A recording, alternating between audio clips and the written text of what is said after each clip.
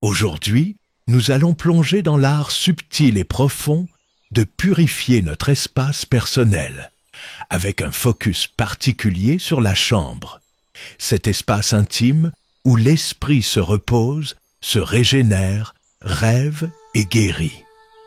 Inspirés par la philosophie bouddhiste, nous explorerons comment les objets qui nous entourent influencent notre énergie, notre bien-être et même notre abondance.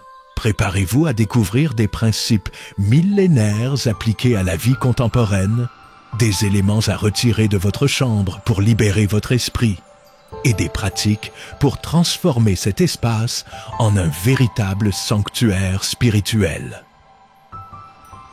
Selon le bouddhisme, tout est énergie. Les objets que nous accumulons ne sont pas neutres. Ils portent des vibrations qui affectent notre clarté mentale, notre équilibre émotionnel et notre connexion spirituelle. Dans ce voyage, nous identifierons 9 éléments à retirer immédiatement de votre chambre car ils stagnent l'énergie, bloquent les flux positifs et peuvent attirer une forme de pauvreté, pas seulement matérielle, mais aussi mentale, émotionnelle et spirituelle.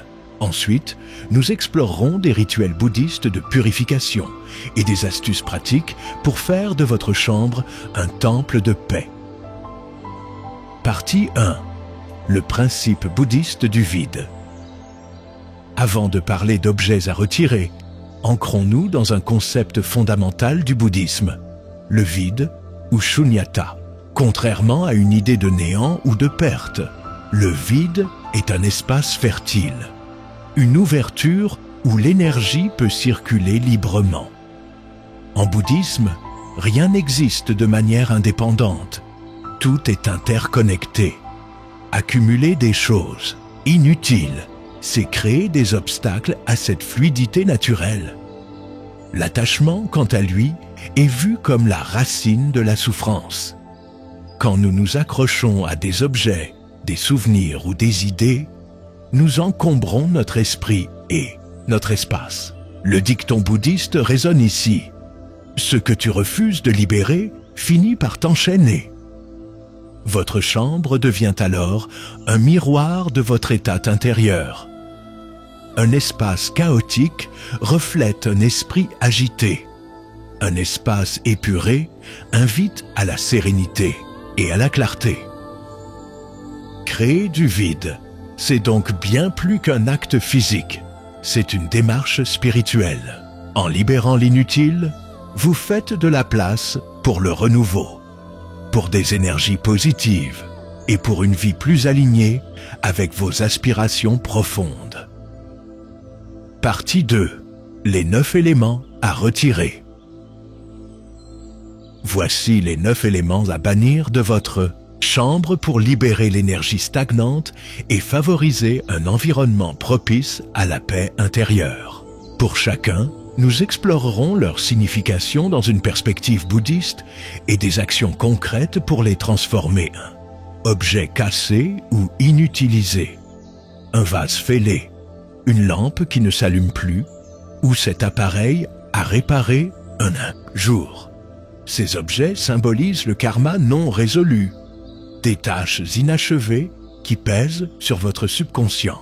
En bouddhisme, ils bloquent le flux naturel de l'énergie vitale, appelée chi ou prana. Garder ces reliques, c'est s'attacher à un passé stagnant. À faire, posez-vous 3 questions. Est-ce réparable? Est-ce utile? Est-ce que ça me rend heureux? Si la réponse est non, jetez, réparez ou donnez. Essayez la méthode KonMari. Ne gardez que ce qui éveille de la joie. Libérez l'espace et l'énergie circulera à nouveau d'eux. Miroir face au lit. Dans le bouddhisme et le feng shui, un miroir face au lit est un perturbateur subtil. Il reflète l'énergie, amplifiant l'agitation mentale et troublant le sommeil. Certains croient même qu'il peut aspirer l'âme pendant la nuit, créant une sensation de vide ou d'épuisement au réveil. À faire, déplacer le miroir ailleurs dans la pièce. Idéalement pas en face d'une porte ou d'une fenêtre pour éviter les fuites d'énergie. Sinon, couvrez-le d'un tissu léger la nuit. L'objectif, gardez l'énergie calme et contenue pendant votre repos. Point 3. Objets associés à de mauvaises émotions. Une photo d'un ex-partenaire, un cadeau lié à une dispute. 4. Livres, papier ou travail dans la chambre. La chambre est un sanctuaire de repos, pas une extension de votre bureau. Les livres non lus, les dossiers en attente ou les notes éparpillées stimulent l'esprit là où il devrait se détendre. En bouddhisme, mélanger ces énergies crée un déséquilibre entre action et repos. À faire, déplacer le travail dans une autre pièce.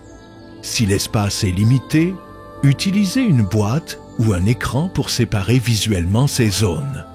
Remplacez les piles de livres par une bougie ou un objet apaisant.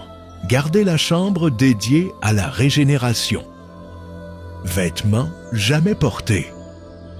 Ces jeans trop petits ou cette robe pour une occasion spéciale représentent des versions passées ou fantasmées de vous-même. En bouddhisme, s'accrocher à l'ego ou à une identité figée freine la pleine conscience du moment présent. À faire, faites un audit de votre garde-robe. Essayez chaque pièce et demandez « Est-ce moi aujourd'hui ?» Sinon, donnez ou vendez. Chaque vêtement libéré est un pas vers une identité plus authentique et un esprit plus léger. Désordre sous le lit même caché. Le désordre sous le lit perturbe le chi pendant votre sommeil, influençant votre subconscient. En feng shui, cet espace doit rester dégagé pour que l'énergie circule librement autour de vous. À faire, videz complètement cet espace. Nettoyez-le avec soin et utilisez des boîtes si nécessaire, mais idéalement, laissez-le vide.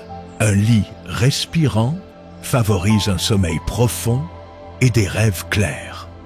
Objets religieux ou symboliques que vous ne comprenez pas, un Bouddha décoratif acheté par hasard ou un symbole sacré sans signification pour vous, peut créer une dissonance spirituelle. En bouddhisme, l'intention et la compréhension sont au cœur de toute pratique. À faire, renseignez-vous sur ces objets. Si leur sens vous touche, honorez-les avec respect. Par exemple, placez-les en hauteur. Sinon, retirez-les. Gardez uniquement ce qui résonne avec votre chemin spirituel. Tishik. Montres arrêtées ou horloge cassée. Une horloge figée symbolise la stagnation et une rupture avec le flux naturel du temps. Dans le bouddhisme, le temps est une illusion, mais sa perception influence notre vitalité. Une montre arrêtée peut évoquer une peur inconsciente de l'impermanence. À faire, réparer ou remplacer ces objets.